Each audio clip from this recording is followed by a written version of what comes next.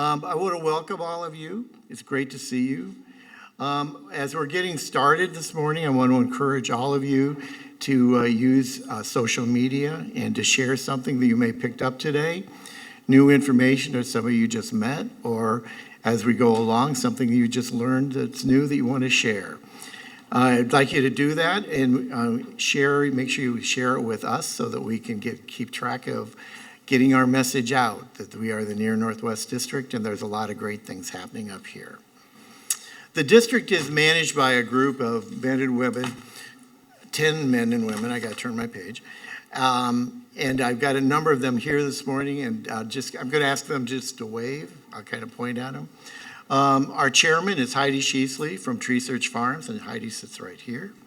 We have Dee Hatchett with Rockwell Management, and Dee just joined our board. Way back. She's way back there. Okay. We have Sonia Lopez Jimenez with Rihanna Meals, I should say. Dr. Quentin Wright with Lone Star College is right up here in the front. And Pascal Clissa, I don't think I saw him. Maybe not. Okay. We do have a number of elected officials with us and their representatives. It's kind of a long list. We have Gloria Marino with Sylvia Garcia's. There she is, right there. Nice to see you. We have Council Member Julian Ramirez, at-large position 1. Is he here? Apparently not. Chief of Staff is Leah Wolfhall. She's not here? Okay. Alan Roman, I know, is here. I just saw him with Council Member Amy Peck's office. Alan, thank you. We have Anisha Randall from Precinct 1, Rodney Ellis's office. I haven't seen her either. Miriam Saldivar.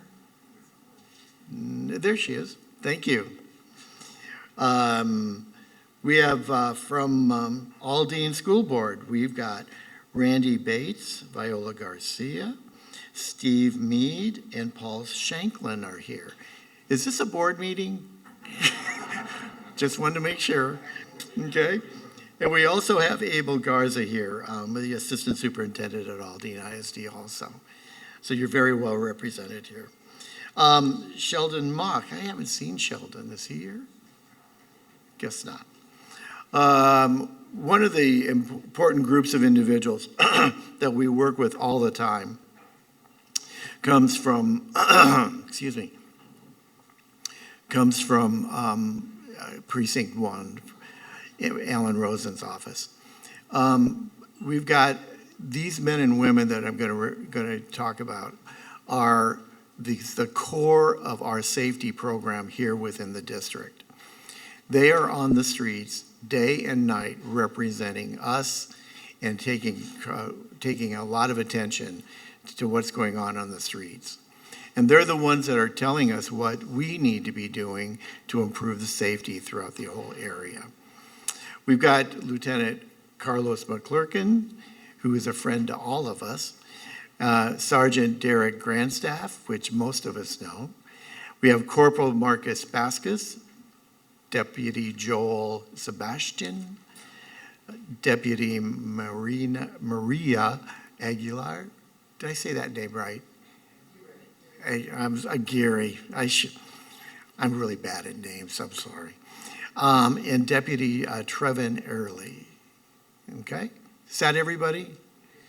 Okay, I'll tell you, these guys. We deal with these guys almost every day, and they are the ones that are truly on the street, and they are representing the district throughout the entire area. They do a fabulous job. In the Houston Police Department, we have Captain Ryan Watson with us today, right here at the North Command. We have known Ryan for a long time, and he is a tremendous face in our community and somebody that we really respect and admire for the work that he's doing. He's doing a lot, and he's doing a lot behind the scenes. I know that.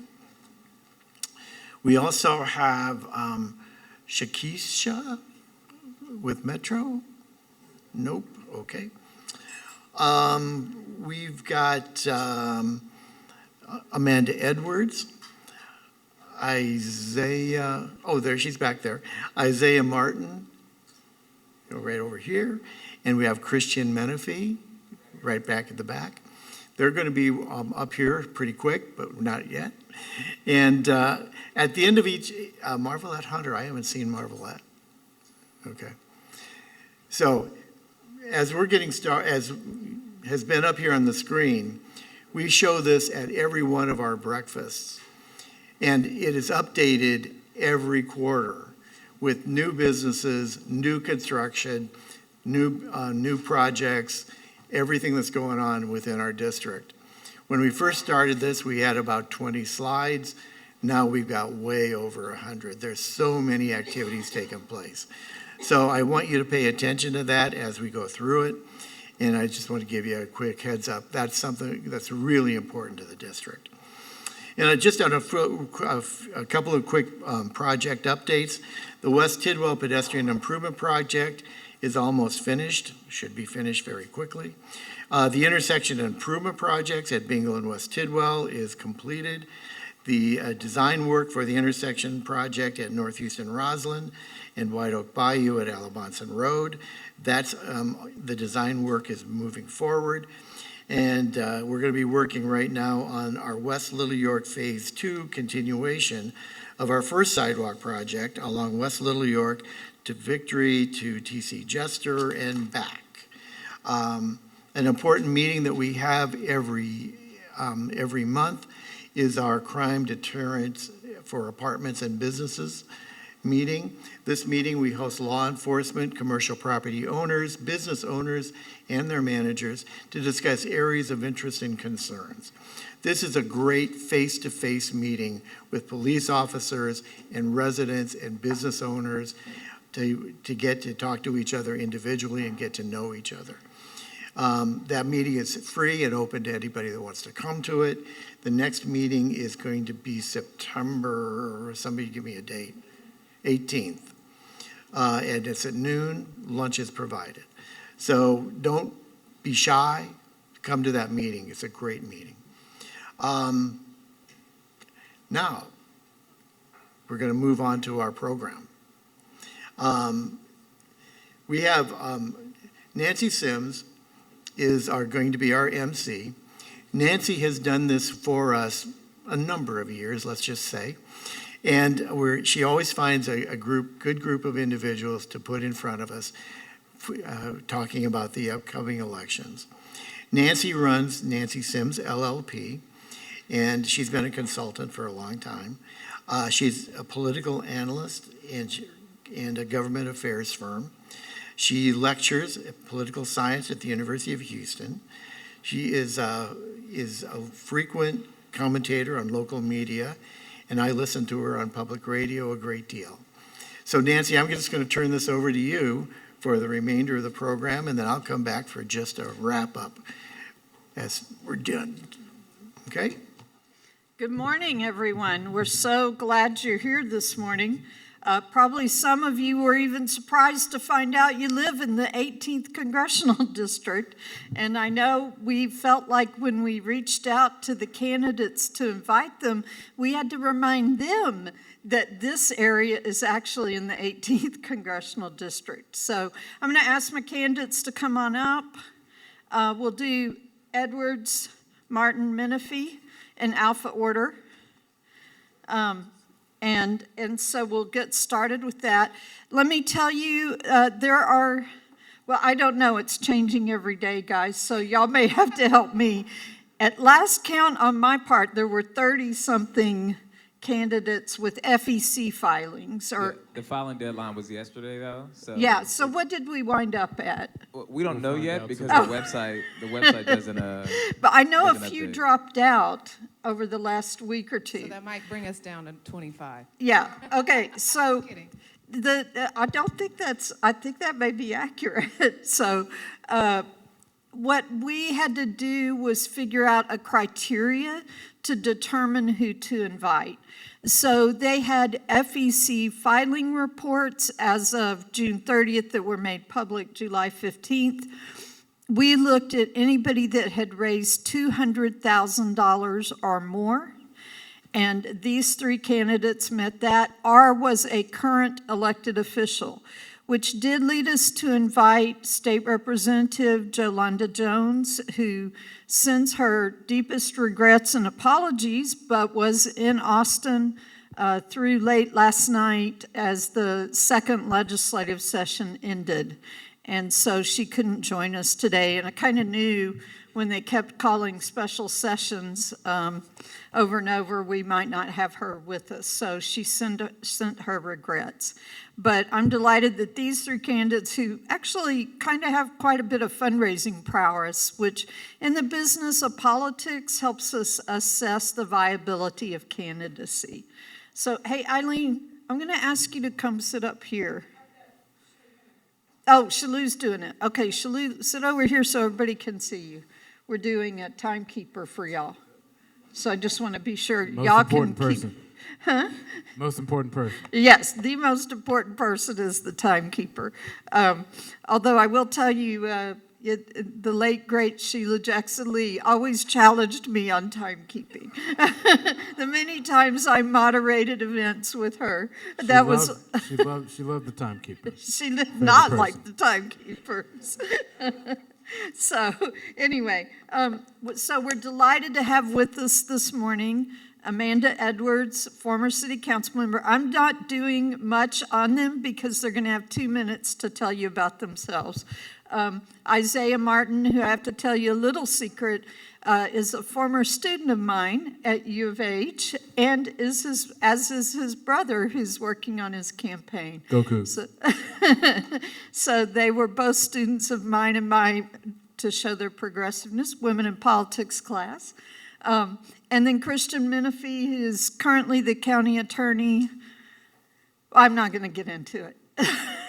Has resigned, but is currently the county attorney. So, and Amanda Edwards is a former city council member. I've been blessed to know all of these individuals. So what we're going to do to kick off is we're going to allow you to speak for 2 minutes, to do your own intros so that I didn't have to read the long bios of each of you. They're long because they're all very accomplished people. And we'll start with Amanda. Should we stand or? That is up to you. Okay, well, I'll stand. Good morning. My name is Amanda Edwards, and I am your former at-large Houston City Council member, now running to be the next Congresswoman for the 18th Congressional District. As many of you all know, I was born, raised, and still live in the 18th Congressional District. In fact, I was born and raised right down the street. I am a proud graduate of Eisenhower High School in the Aldine Public School District, and I know firsthand what it means to be in this community and experiencing flooding. I know what it means to be in this community and experiencing the challenges around infrastructure investment. So I am deeply passionate about addressing those issues and, of course, have the experience necessary to get the job done. After graduating from Eisenhower, I had the opportunity to go to Emory and then Harvard Law. I came back and practiced law as a public finance attorney, which meant that I was bringing public dollars to public projects, including infrastructure. So I have a professional expertise in that arena. After doing that for a number of years, I became one of your at-large Houston City Council members. It was then that I had the opportunity to truly be on the front lines when it came to Harvey disaster recovery. I rolled up my sleeves, mobilized hundreds of volunteers, got to work serving our community, but also I advocated for infrastructure investment. I not only served on the infrastructure committee while on council, I also happened to serve as an advisory council member on the Accelerator for America that brings in infrastructure into communities.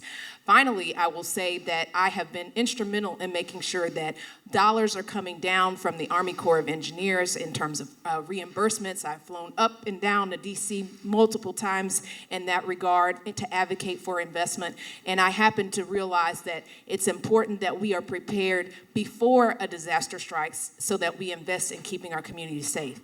While we cannot stop the rain from falling, what we can do is have leaders in place who are prepared to catch it when it does. And that is critical for this area. So again, Amanda Edwards, we're going to be your next Congresswoman and a proud community member as well. Thank you.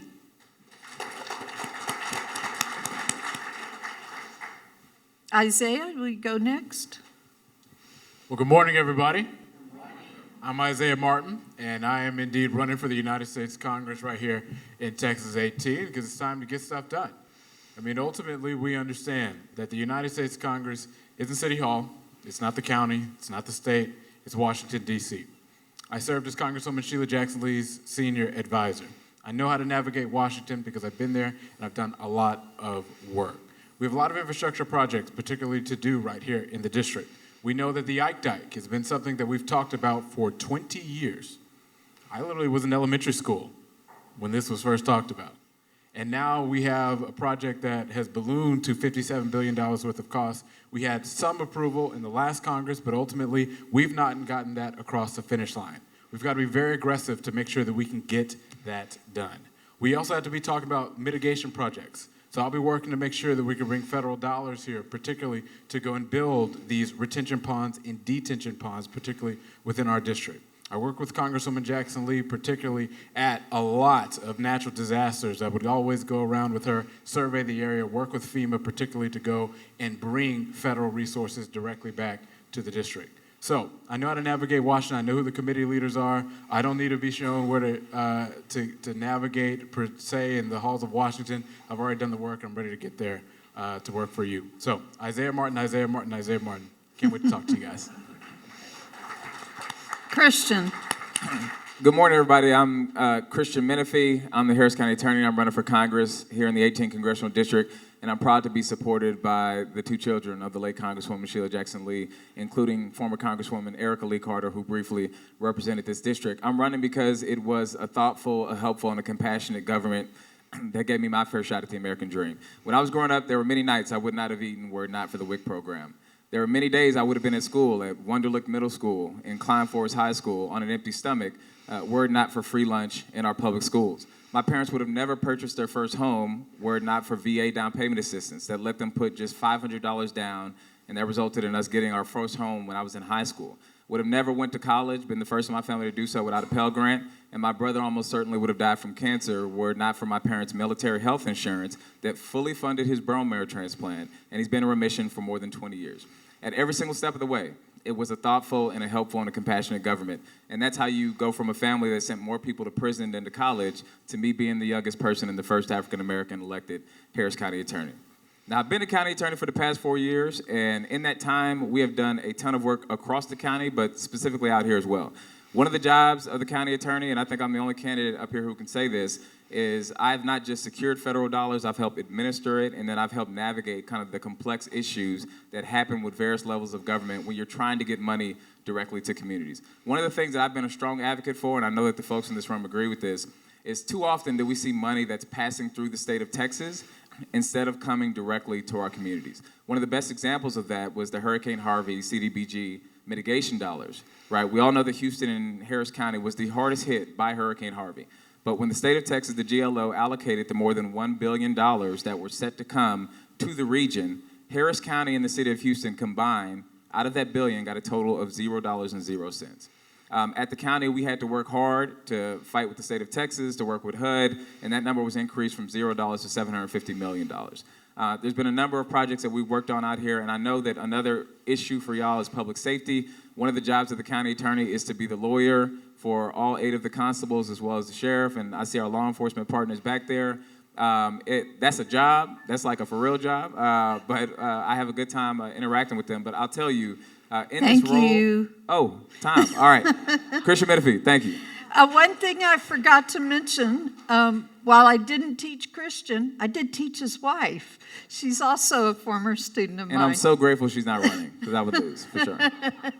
But I did want to mention that. Just a reminder that in my own bio it says training the next generation of operatives. And I love that because this morning is clear proof of that. All right, we're going to start with Isaiah for the next question. You have 2 minutes on these questions. Since Jolanda dropped out, we were able to give you a little bit more time. So I'm going to read this one because I think it's important. I'm going to ask you all to look out at the big hole in the ground. The management district is in the midst of several projects with significant federal funding. As you know, we have lacked representation for months since February. We have not had a member of Congress Though the staff has kept working, and we consider that admirable, and we're grateful because we've had to call them quite a few times. But we're concerned every day that we'll not get the reimbursements for the work that is currently ongoing. And basically, we're concerned we're going to get left with a big hole in the ground and the project may not finish.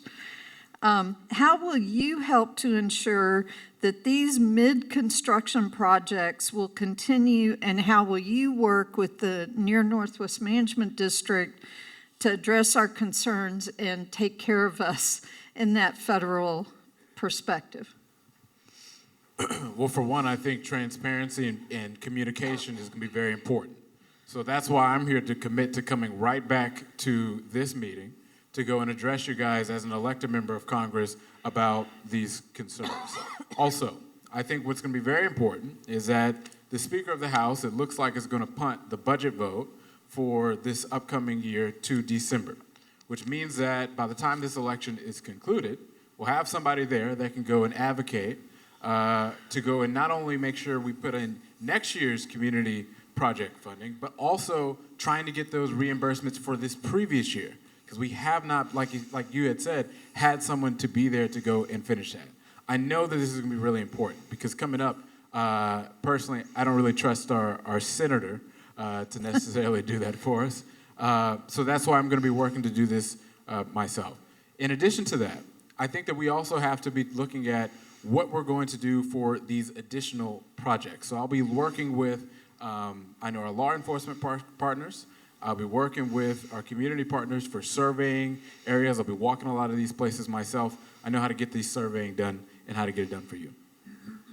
Thank you. Christian. Yeah, I'm going to stay seated so I can see the timekeeper.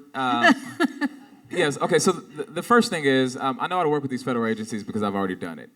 As the county attorney, since I've been in office, we've done just under $1 billion in federally funded projects addressing like flood mitigation, for example, right?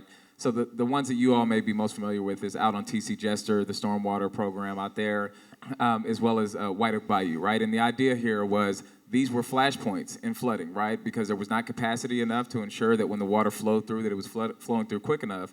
And so out here, it was flooding because there was not sufficient capacity in those areas. So there was millions and millions of dollars that went directly into those programs to dredge, to expand, to increase capacity so that the stormwater could flow through more quickly so that you could alleviate the flooding issues out here. Every single one of those projects has to come through the legal department. So we work hand in hand with folks at various levels of government, including FEMA, to get that done. But you know, the question here is how are you going to ensure that we're getting dollars that are flowing back into the community? And the answer is quite simple. It is being present, it's being here with you, and being accessible. So you reach out with your issue, we go talk to the feds to try to get it done. And I've navigated at this point as the county attorney 15 different federal agencies and have had to work with them on a regular basis in order to ensure that the dollars flow directly into our communities. There are not many jobs in local government like county attorney because this is a job where I have to be the lawyer for 60 different elected officials. Each one of these folks has their own authority, they have their own, dare I say, ego, and we have to be able to slice through all of that to make stuff happen, to get it done. That's what I've done every single day in this job, and that's exactly the type of member of Congress I'll be. Thank you. Amanda. While I served on city council, I had to fly up to Washington, D.C. on a number of occasions to advocate on behalf of our community, advocate directly with the Army Corps of Engineers who were failing to reimburse the Harris County Flood Control District with respect to flood mitigation projects.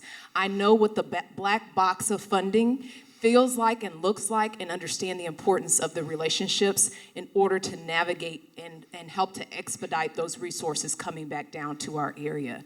In addition, I have had the experience in terms of my work on the infrastructure committee of really helping to propel forward plans to really put reinvestment and investment into flood mitigation channels and detention on the city side as well. I understand the importance of making sure that we have a skilled advocate who understands public dollars and public fundings and how to get that done efficiently. And in my past life, I had the opportunity to work with management districts as an attorney as well. And so it is something that you can see in me as your next partner.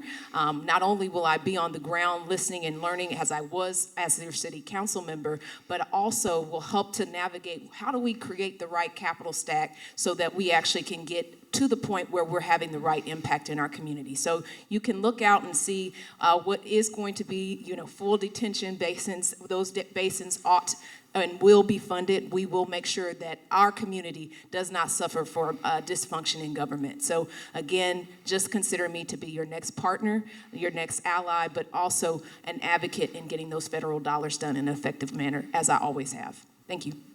Thank you. So our next question, it goes to kind of what I started with, which the Near Northwest Management District is, I would say, a total victim of redistricting. We have 3 city council members, 3 county commissioners, multiple state reps, 2 state senators, a couple of members. Actually, we are 90% in the 18th right now. And note that I said right now. And but it makes it where we wind up being a bit neglected because no one elected official is completely responsible for this area. I will shout out Alan with Amy Peck's office because Amy Peck has the largest chunk of us, and we work very closely with her at City Hall. But it's challenging for this district. So we want to know, how will you work with this corner of the 18th to keep us informed, address our needs, and help us to grow and thrive? We have so many projects, and in the years that this district survived, we've enhanced security, we've done so much to improve the general area. But it's always a struggle for us to get the attention of our elected officials. So will you please address that? And we're going to start with you, Christian. Yeah, you won't have to struggle to get my attention. Every single neighborhood in the 18th Congressional District is going to get the utmost care. But I think this is where relationships are going to be extremely important.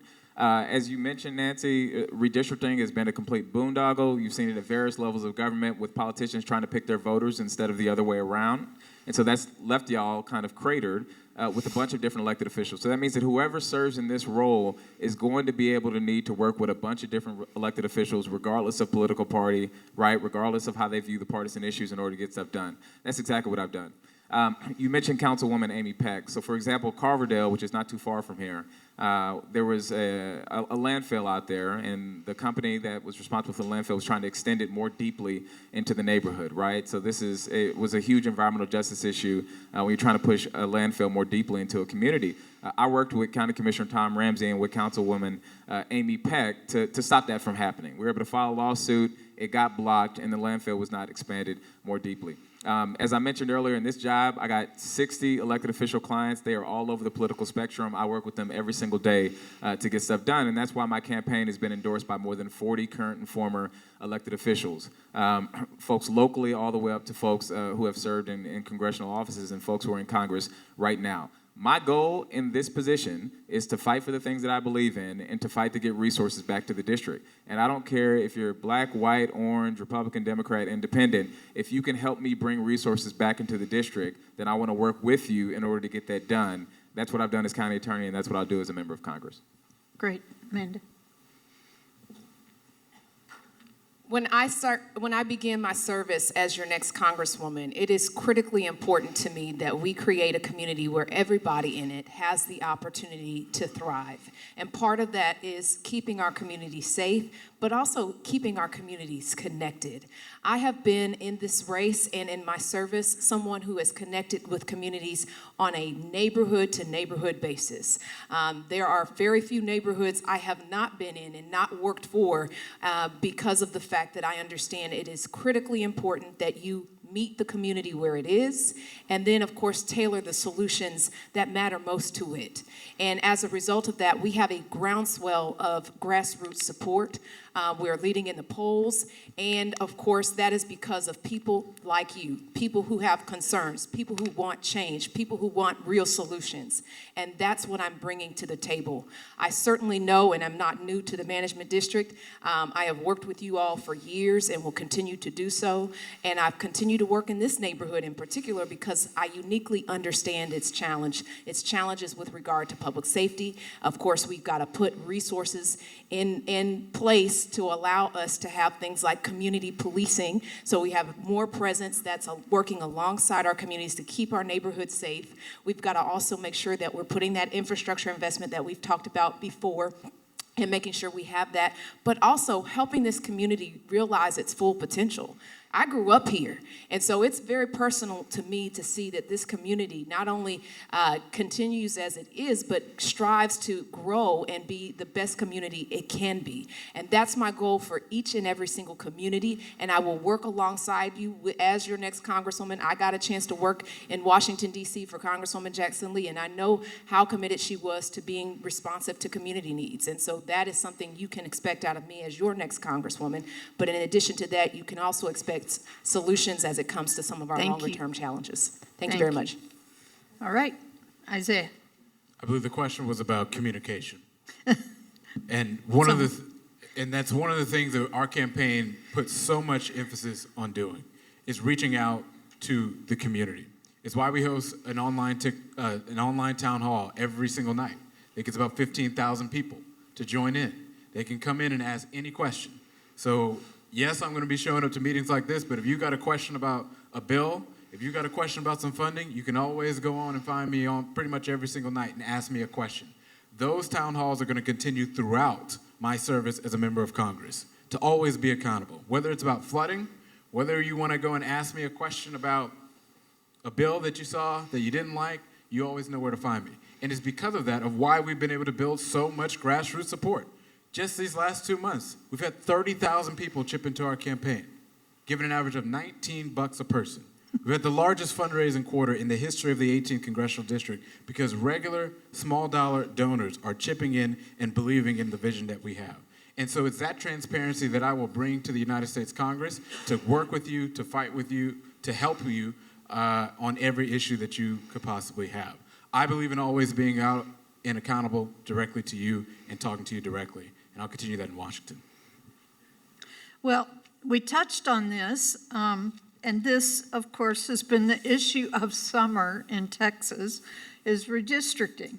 And I mean, honestly, I want to give my sympathy to you guys, because you're running for a district today that may look very different when the winner has to file for the 26 elections. There are maps that have been signed by the governor. We think, like our area, may be moved into 29 and 2. Is that 29 and 2? Which, by the way, makes no sense whatsoever. Jigsaw. Huh? It's a jigsaw puzzle. Yeah, and so, but in any case, because this is so confusing, look, I live and breathe this stuff every single day of my life. I'm confused. So if I'm confused, I just want to clarify it for you a little bit. President Trump asked Texas to redraw our lines and find more Republican representation. Fine. Political politics, it's fine. The state House and Senate then passed new maps and drew them into, and the governor signed them into law.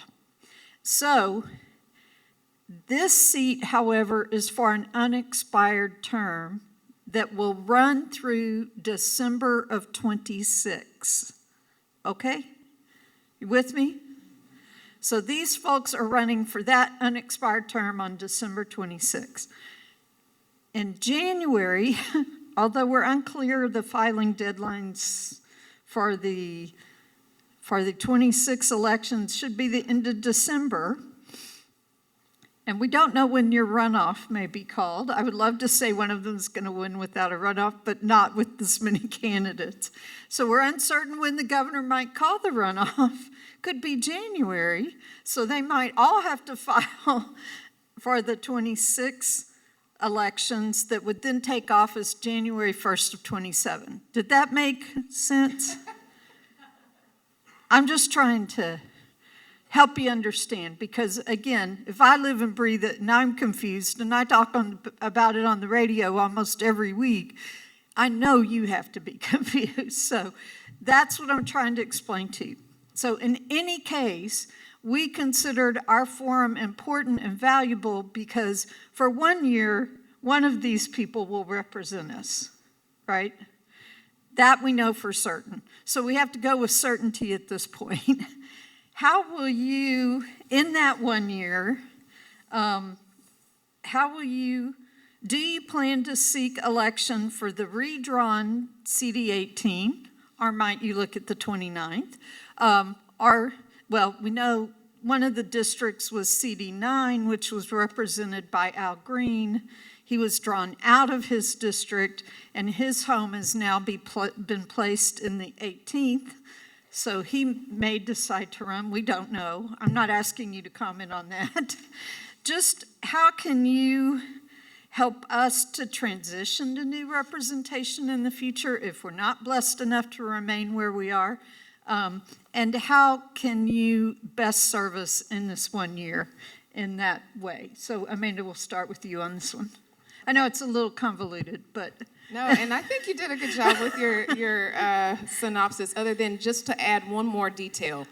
There has been litigation filed. So yes. Do note there's that LULAC and NAACP, there are lawsuits that are currently filed. So there could be change. I don't know how likely that will be, but I just wanted to insert that as a just well, a different and given note. history, don't charge her for me commenting.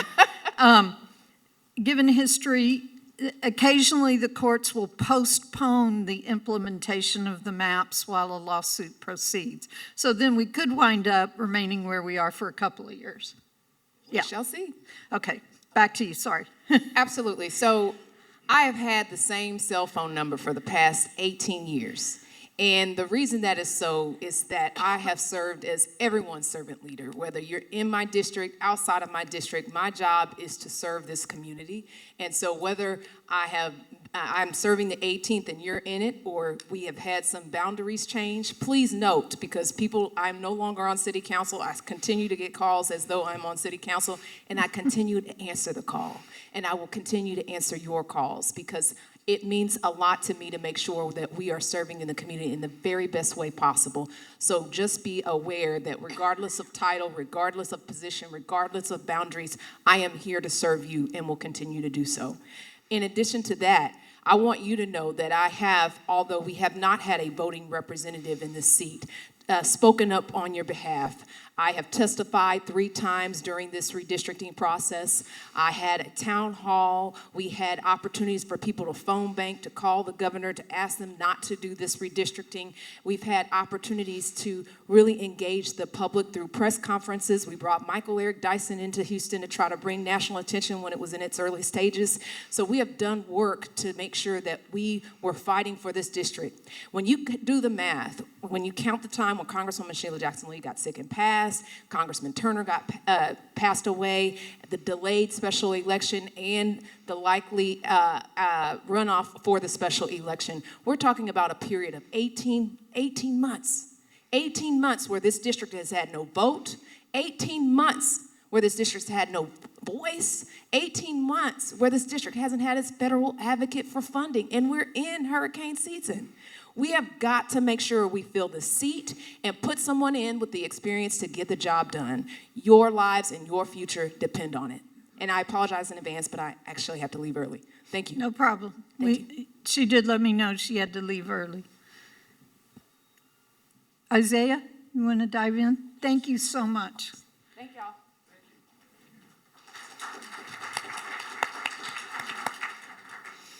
So, being with Congresswoman Jackson Lee when she passed away, I've been through a transition already. So to transition her office to Sylvester Turner's office, I understand how that process works very well. So if the lines end up changing, which I know Jasmine Crockett has filed that lawsuit against this, we will see where that goes. But if the lines do change, I do have experience in handing that off to whoever will be representing the new lines in this area. At the end of the day, I'm really excited about the prospect, again, of transparency, because I think that that's really important. And I think that in order to represent this area, is going to have to be someone that can, one, be here in person, but again, as I said earlier, have the availability for online town halls for you to come in and ask any question you want whenever you want. So, it's not always about having to, I guess, look to find me or wherever it is. You'd always know where to find me every single night. I think it's going to be a really big portion of where it is. In addition to that, I know that for those that cannot reach online town halls, I'll be making sure that our team is walking the streets, not just during election season, but also during the year to make sure that they get access to federal services, making sure that they can have access to that, because I know a lot of outreach has not been done over the last year because, again, we have not had the full strength of having a member of Congress. So, again, I think it's going to be really important to get that done immediately. And I just wanted to point out, you felt very strongly about redistricting, right? I sure believe you were arrested and went to jail for testifying. Explain what happened. Well, I was. So I dared to speak out against these ridiculous maps that we have as it is, and the Republicans threw me in jail. They put me in there for 30 hours for speaking out against this insanity that we have. It's absolutely a mess. I walked into a cell, blood splattered on the walls. I mean, just absolutely disgusting. Now, ultimately, I ended up beating those charges like a drum. They don't exist. I beat them. Because ultimately, what they saw in me was somebody with audacity. They see the same thing in all of us, and they're trying to stifle that. And I absolutely stood against it. But in addition to that, I've also been doing the work already. Had conversations with an assembly member from California, the majority leader of the California State House of Representatives, and they are working very diligently to make sure that they can fight back on our behalf, like Gavin Newsom is doing. Thank you. And many others. I'll be doing that as well in Congress. Christian. Yeah, so I'll start with background about the lawsuit. So the lawsuit is actually a continuation of the last lawsuit, which was filed by the late Congresswoman Sheila Jackson Lee over the 2021 maps. So that lawsuit is actually set for an initial hearing October 1 through October 10. And that's when the courts are going to decide whether to block the maps temporarily during the pendency of the case. But that's on the 21 maps. No, that's on the current maps. Yeah, there were supplemental pleadings were filed in the case. So this lawsuit is now over the current map, and that hearing will be in early October. So the fight is not over yet. I've been talking with the lawyers on that case on a regular basis, and what you have to prove is race-based discrimination. And the reason why that could happen here is because when Donald Trump sent the letter to the state of Texas, the letter said, I want you to go target these majority-minority, and these are his words, not mine, these majority-minority districts because he believed them to be illegal. So it was, in the clearest way you could see, race-based discrimination.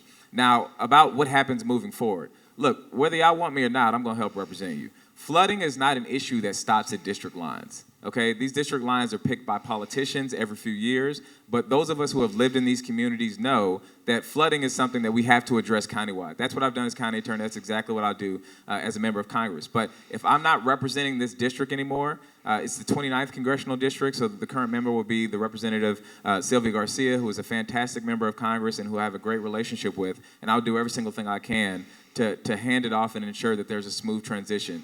But I don't believe that representation stops at lines. I've been representing the entire county for the past 4 years, and as a member of Congress, I'm going to be addressing your issues regardless of whether you live in the neighborhoods that are technically my district or not.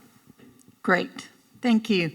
I know that's a convoluted question. Thanks for clarifying about the lawsuit. I thought it went forward on the 21 lines, but I'm excited to hear that it's actually going to address the now new lines. Yeah, the plaintiffs filed supplemental pleadings in the case, which means that they did away with the 2021 MAP lawsuit, and the new lawsuit, which has the same 3-judge panel out of El Paso, will be deciding it. The good news is the United States Supreme Court over the past few years has been pretty deferential to these trial courts when they make a ruling. So if they say that the map is racist, then there's a good likelihood that the maps will be blocked.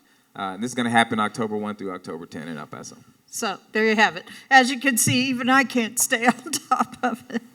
So we're going to give you each 2 minutes to do a closing statement and tell everyone in this room why you're the best person to vote for them. Isaiah, you want to go first? Ultimately, I think when I talk to people within the district, most of the time people tell me they feel as if the biggest problem that we have right now is that we don't have a lot of spines in Washington. We've got a guy in D.C. that's literally going and being a bulldozer for everything that we've got. We just saw $400 million spent on something called Alligator Alcatraz. I don't know if you guys know about that. It is a big cosplay concentration camp, that I call it, that effectively that they had in Florida, that they're using to detain legal U.S. residents. Now, why is that important? Because they took that $400 million from FEMA. That's $400 million that could have went towards floodwater detention basins. That's $400 million that could have went towards disaster spillways. That's $400 million that could have went to shore up our bayous. That's $400 million. Now, do we oftentimes see questions about where this went? Where did the money go? Why are we not having these conversations in Washington? We need somebody that understands these issues and understands the audacity that is required to take these guys head on. I have that experience. It's something that I will take on personally. That's why so many people have believed in this campaign. Again, 30,000 people have chipped into our campaign over the last 2 months. We set a record for the largest fundraising quarter in the history of our district in only 2 months, quarters, 3 months. And we're excited because we're going to continue that momentum to go all around the district, to communicate to our friends and neighbors and let them know. That's why we're excited to have the biggest block walks every week, the biggest phone banks every week. Every single week, we're out organizing, we're out working, and we're going to make sure that we work hard as your member of Congress to bring flood water dollars to our district to make sure that we're working for you directly. Thank you. Christian. Well, thank y'all very much for being here. I'm a lawyer, so let me just give you points. I'll start with, look, I have a heart for this community, okay? I grew up in this community out here on the Northwest Side. I told you about the schools that I went to. When I'm talking about these communities, like, this is near and dear to my heart, and I deeply believe in the service that helps us better our communities every single day. The second thing is I've done the work, okay? As county attorney for the past 4 years, I've worked on just about every single issue that you're gonna need your member of Congress to work on. When we were dealing with the I-45 expansion, where you had Secretary Buttigieg at the Department of Transportation, you had Chairman Bugg at the Texas Department of Transportation, you had a mayor, you had a county, 4 levels of government. I was the person who stepped in and made everybody work together to get something done. Like, I've done the work each and every day. And the third is we're just running the best campaign. We've outraised every single candidate in this race by very much. We've worked hard to get support at the community level, at the small business level, folks, faith leaders, other elected officials. We're running a broad coalition campaign to ensure that I can represent each and every person when I get elected to Congress. But like I said, even if the lines end up changing, I'm going to be a resource for you in any way that I can to make sure that we're better in the neighborhoods out here. I'm Christian Menifee. I'm so grateful y'all took the time this morning, and I hope that I have your support for Congress in the 18th Congressional District. Thank you. Thank you, all three of you, of course, and especially both of you for staying and conversing with us in this convoluted state of representation that we are currently existing in. We really, really appreciate it. Thank you so much. Wayne, did you need to come back up?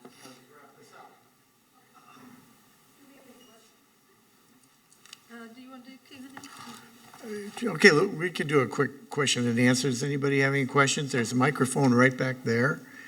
You can jump up and ask your question. Do we have any? Oh, here comes one.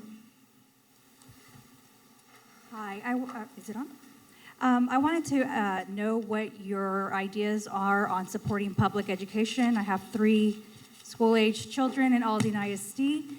So we see an administration wanting to pass it from federal to more state control.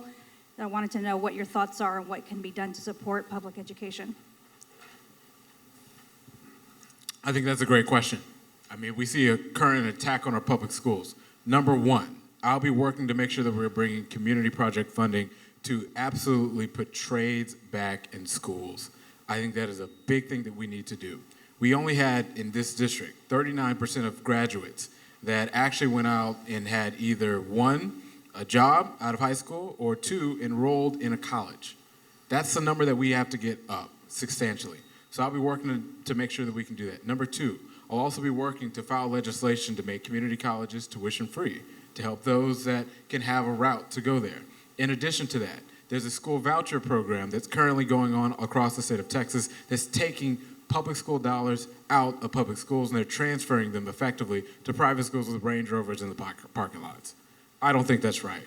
So I'll be filing legislation to stop that practice across America. A lot of voices are talking about this right now. There's a lot of members of Congress that are making a lot of statements talking about how this needs to end nationwide, whether it's in states like Arizona or many others. I believe that if we go and build a movement of people and a coalition of people, we can stop that practice across the country and make sure that your tax dollars that you spend every single year, that you work hard for, that you pay to the government, is going to your children's schools. I think we have to be unapologetic against that.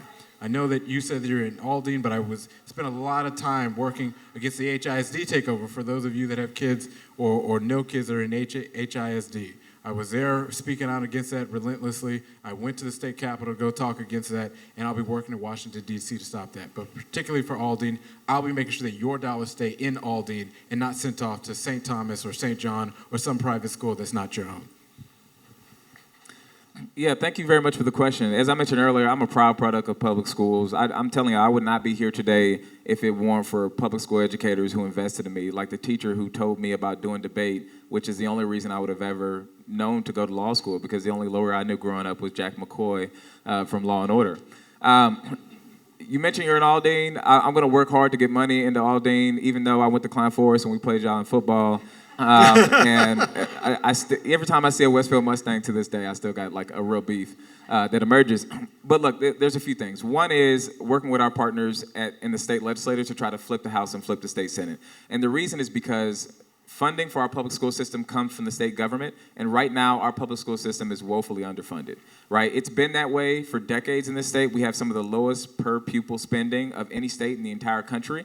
And then, of course, the voucher bill made that even worse, because now they're stripping money out of public education. So I'm committed to like working with folks who see the world the way that I do at the state, getting more of those folks elected so that we can completely change the way that we finance our school system. Because I think that schools should be palaces and that teachers should be paid six figures, because they're professionals who are dealing with our kids and with our future each and every day. At the federal level, I want to protect the Department of Education. They're doing single thing they can to dismantle the DOE, and I want to expand the uses for Pell Grants, because I'm a Pell Grant recipient myself.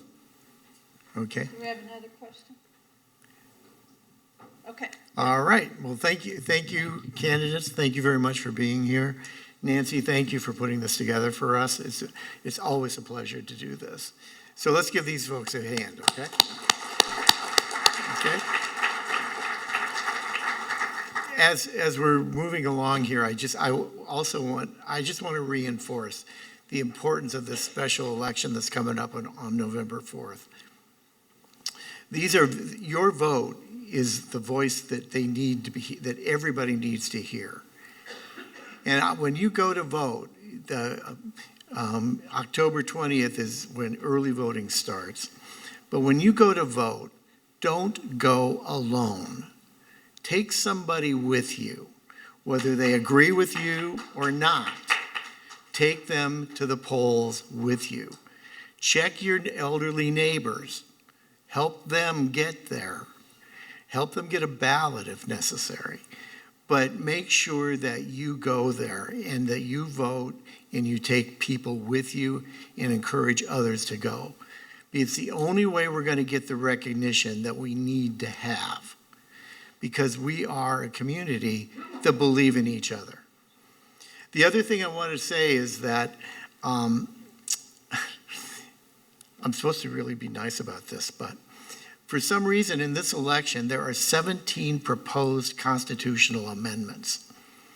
How in the world did we have 17 in one constitutional amendment? So this is craziness. We don't need to be changing government every 20 minutes. Anyway, that's my own opinion. Sorry about that. At-large city council race. And At-large four. at large, Nancy will fill us in on that. Yeah, and also on the November ballot, three things: the constitutional amendments, the 18th congressional district, and the city of Houston has an open at-large council seat, and that election is also on the November ballot. So three things: if you're in the city limits of Houston, you'll vote on that council seat as well. Mm-hmm. Yeah. There's a lot going on, and politics is in the middle of all of it. That's all we can say. Do remember when you go, we have an event, this is all of our calendars that are here, all of the activities that the district has going on. The big ones are coming up is on October 7th is our National Night Out. As you know, our National Night Out is one of the biggest in the cities. And we've got wrestlers, we've got all kinds of games for kids, and we've got lots of people. We propose we're going to have around 3,000 people. So please take advantage of that. If you want to get involved in that, there's two ways you can do it. You can put up your own tent and be there and hand out information about you, your programs, your business, whatever it is you want to do. Take advantage of it because it's important. But we also you can also do a really important issue, is you can volunteer to help us do this. That would be very helpful also. We always need more people on the ground. And then also, believe it or not, we're talking about Toy Drive. The Christmas is coming, and we're in the process right now of working with the constables to put together the toy drive that we do every year. And we always have a very successful toy drive because of you who are sitting here in this room. If you have a business that you're running or you want to have a box put in your business, let us know, and Jan will take care of that for you. Walter takes care of the National Night Out. With that said, I really want to thank you all for being here and tell you that in December of next December, this coming December is our awards banquet that we have, and so you'll all be invited to that. So please attend that. Thank you all very much.